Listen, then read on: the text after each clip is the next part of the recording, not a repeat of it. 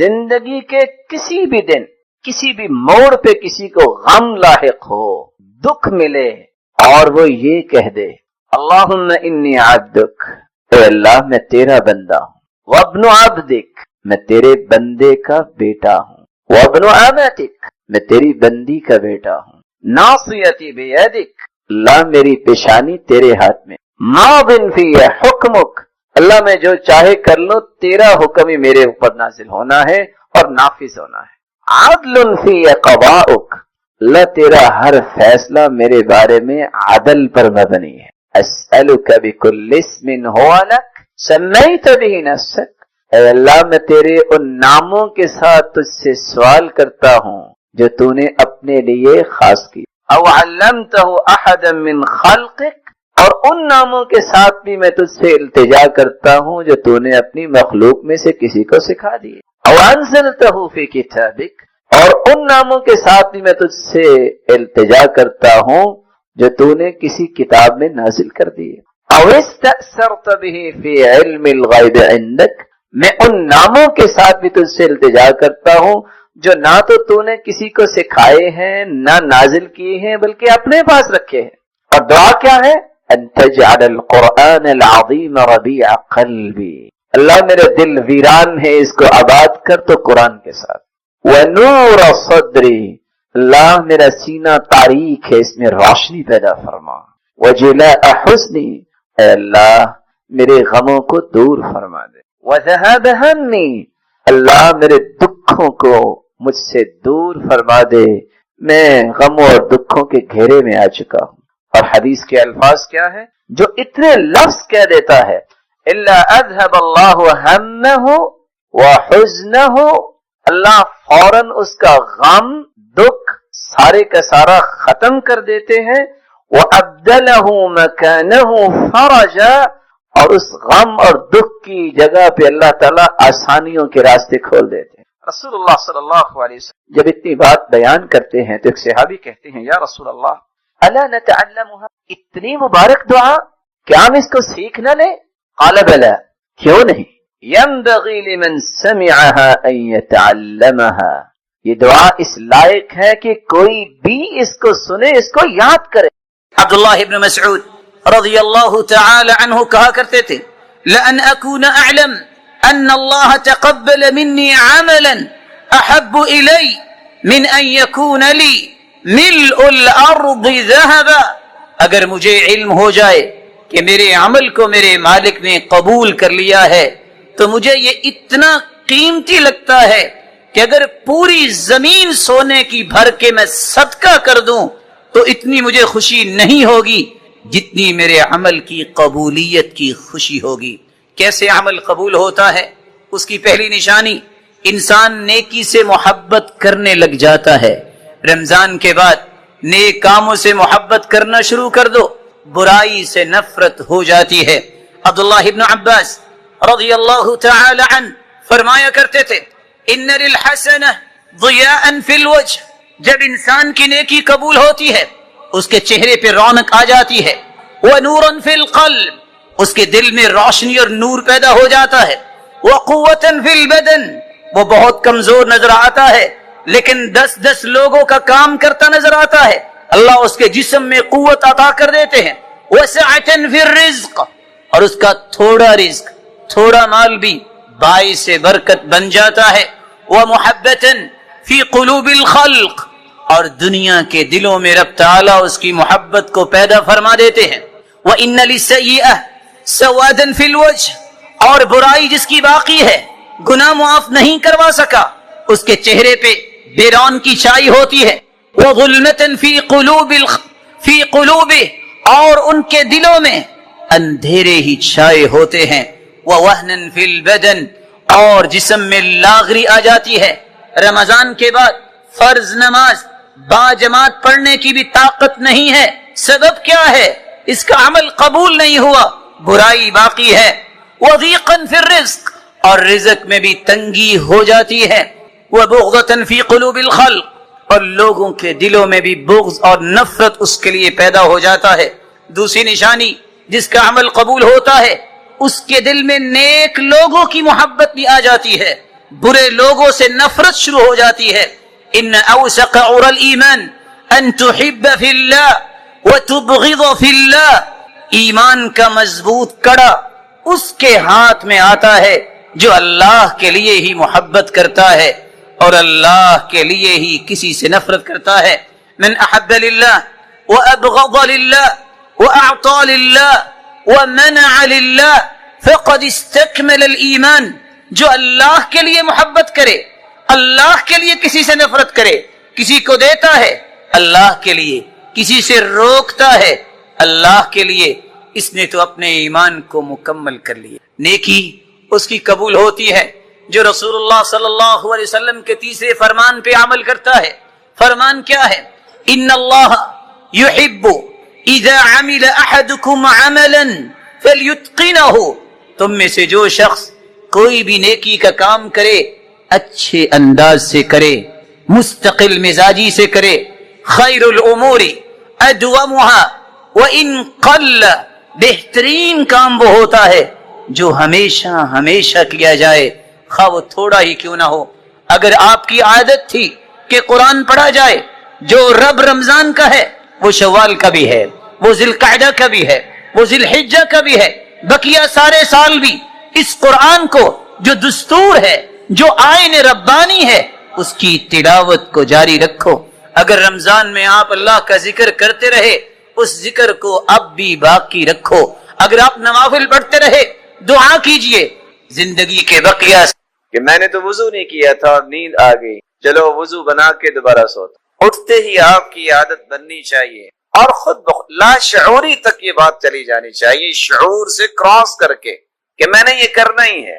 جیسے کہ کچھ لوگوں کی عادت بنی ہوتی، چھینک آئے سوچے نہ سوچے کیا کہتے؟ الحمدللہ. آپ اٹھے، الحمدللہ الذی احیانا بعدما اماتنا والیہ النشور. الحمدللہ الذی رد علی روحی وعافانی فی جسدی وأذن لي بذکری.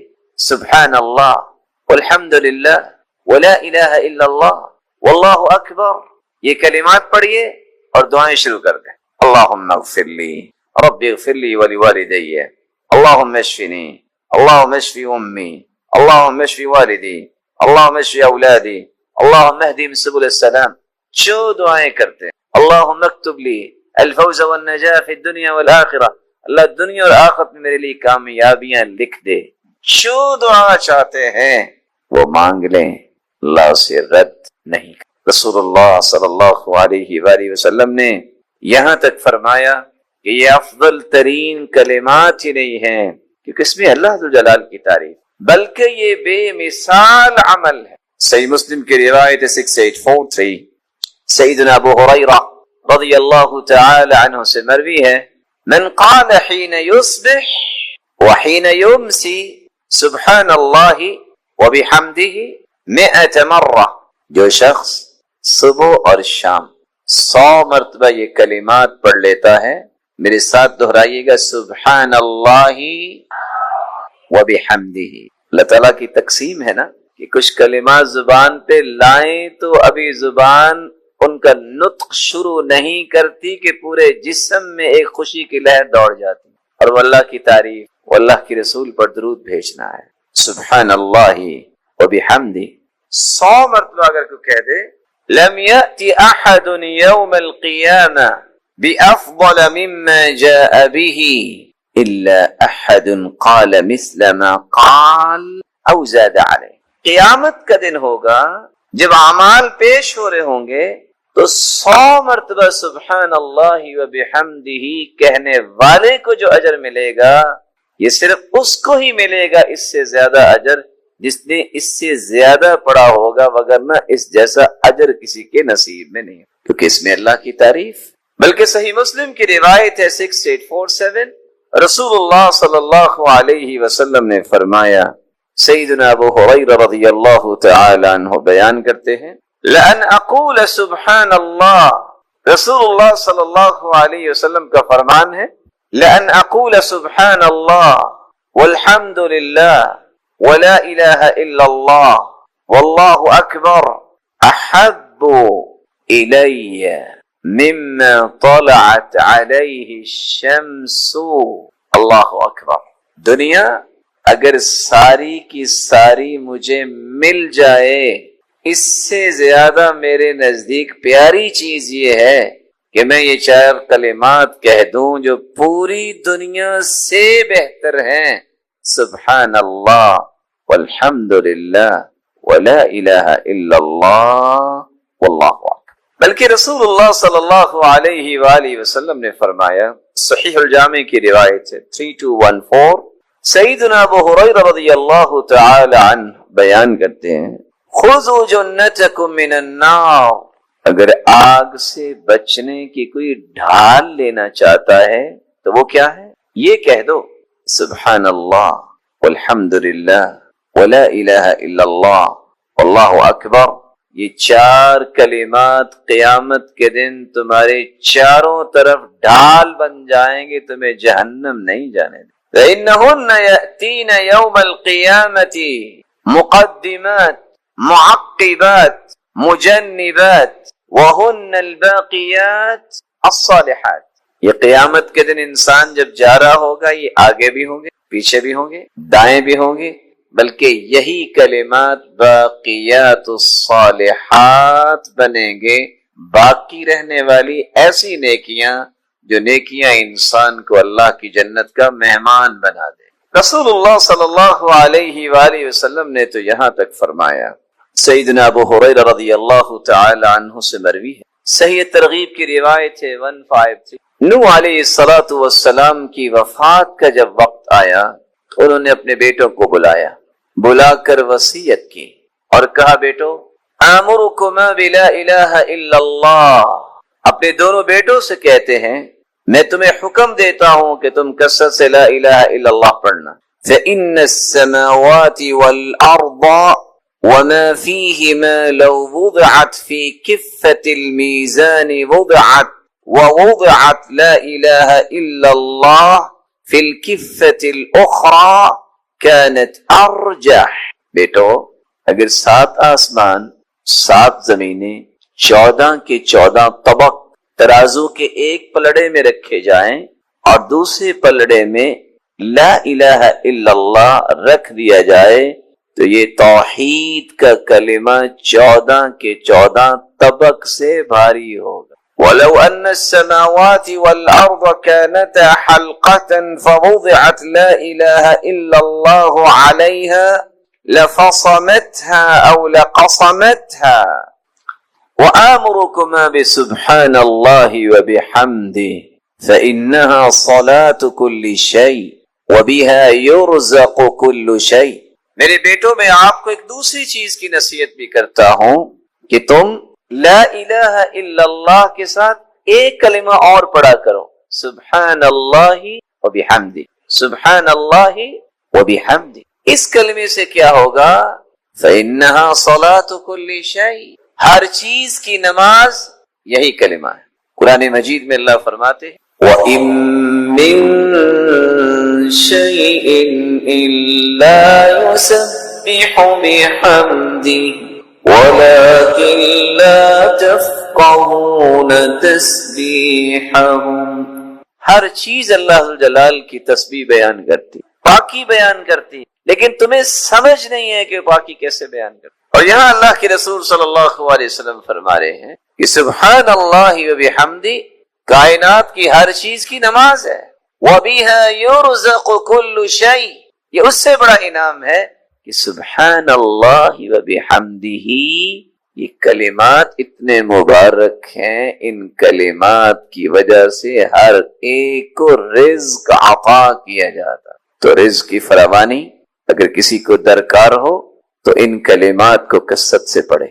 بلکہ صحیح ترغیب کی ایک روایت ہے 1564، سیدنا انس بن مالک رضی اللہ تعالی عنہ بیان کرتے ہیں، جاء رجل بدوی الى رسول اللہ صلی اللہ علیہ وسلم، ایک دیہاتی شخص آیا اللہ کے رسول صلی اللہ علیہ وسلم کے پاس۔ آج کتنے لوگ اس بات پہ پریشان ہوتے ہیں کہ مجھے دیہاتی نہ کہیں۔ یاد رکھنا دیہاتیوں میں 2 وصف ہیں، یہ سیدھے ہو جائیں تو ان جیسا سیدھا کوئی نہیں ہوتا، کیونکہ ان میں تکلف نہیں ہوتا، اور اگر ان کے مزاج میں اکھڑا پن آ جائے تو ان جیسا کوئی ضدی بھی نہیں ہوتا۔ الاعراب اشد کفرا ونفاقا، لیکن اللہ ذو الجلال جن کو ہدایت دے دے وہ پھر مثالی بنتے. یہی وجہ ہے کہ ایک شخص دیہاتی جب آ کے مجلس میں بیٹھا تو عذاب کی باتیں ہو رہی تھی. پھر اللہ ذو الجلال کی صفت بیان ہوئی رحمان الرحیم. تو پوچھتا ہے مرنے کے بعد کہاں جانا ہے؟ تو اس نے کہا اللہ کے پاس. کہتے وہ اللہ جو رحمان رحیم؟ کہا جی ہاں. کہتے پھر خیر ہے، اس کی صفت ہے نا رحمان رحیم، وہ رحم ضرور کرے گا، بس سیدھے ہو جاؤ، اس کی بات مان لو، پریشانی والی کوئی بات نہیں. اگرچہ اس نے بڑی سادگی سے یہ بات کی ہے لیکن حقیقت یہ ہے کہ اس نے ہر چیز کو بیان کر دیا. جاء رجل بدوی الى رسول اللہ صلی اللہ علیہ وسلم فقال یا رسول اللہ صلی اللہ علیہ وسلم علمنی خیرا. دیہاتی آ کے کہتا ہے اللہ کے رسول صلی اللہ علیہ وسلم مجھے کوئی خیر سکھا دے، خیر کی بات سکھا دے. آپ نے فرمایا کہو قل سبحان اللہ والحمد للہ ولا الہ الا اللہ واللہ اکبر وعقد بیدہ اربعا. آپ نے اسی طرح 1 2 3 اور 4 انگلیاں اس طرح بند کی. سمجھا اس نے یہ خیر کے 4 کلمات سنے اور چل دیا. فقال سبحان اللہ والحمد للہ ولا الہ الا اللہ واللہ اکبر. یہ 4 کلمات پھر کہتا ہے ثم رجع، واپس آ گیا. فلما رآہ رسول اللہ صلی اللہ علیہ وسلم تبسم. جب اس دیہاتی کو واپس آتے دیکھا تو اللہ کے رسول مسکرا دیے. وقال تفکر البائس فقال یا رسول اللہ. لگتا ہے کہ اس نے کچھ سوچا ہوگا کہ یہ میں کیا کہہ رہا ہوں. وہی بات ہوئی اور آ کے کہتا ہے یا رسول اللہ صلی اللہ علیہ وسلم سبحان اللہ والحمد للہ ولا الہ الا اللہ واللہ اکبر هذا كله للہ فما لی. یہ 4 کلمات تو اللہ کے لیے ہیں، میرے لیے. رسول اللہ صلی اللہ علیہ وآلہ وسلم نے فرمایا اذا قلت سبحان اللہ، جب تم کہتے ہو سبحان اللہ، قال اللہ صدقت، تو اللہ ذوالجلال تمہیں فرمائیں گے میرے بندے تم نے سچ کہا ہے. وَإِذَا قُلْتَ الْحَمْدُ لِلَّهِ، جب تم کہو گے الحمدللہ، قال اللہ صدقت، تو اللہ فرمائیں گے تو نے سچ کہا ہے. وَإِذَا قُلْتَ لَا إِلَهَ إِلَّا اللَّهِ، جب تم کہو گے لا الہ الا اللہ، قال اللہ صدقت، تو اللہ فرمائیں گے تو نے سچ کہا ہے. وَإِذَا قُلْتَ اللہ اکبر، جب تم کہو گے اللہ اکبر، قال اللہ صدقت، تو اللہ ذوالجلال فرمائیں گے تو نے سچ کہا ہے. 4 مرتبہ جس کو اللہ ذوالجلال فرما دے کہ تم سچے ہو، تم سچ کہہ رہے ہو، اس سے بڑا انعام بھی کوئی ہے دنیا میں. فتقول، یہ 4 کلمات کے بعد تم یہ کہہ دینا اللہم اغفر لی، اے اللہ مجھے معاف فرما.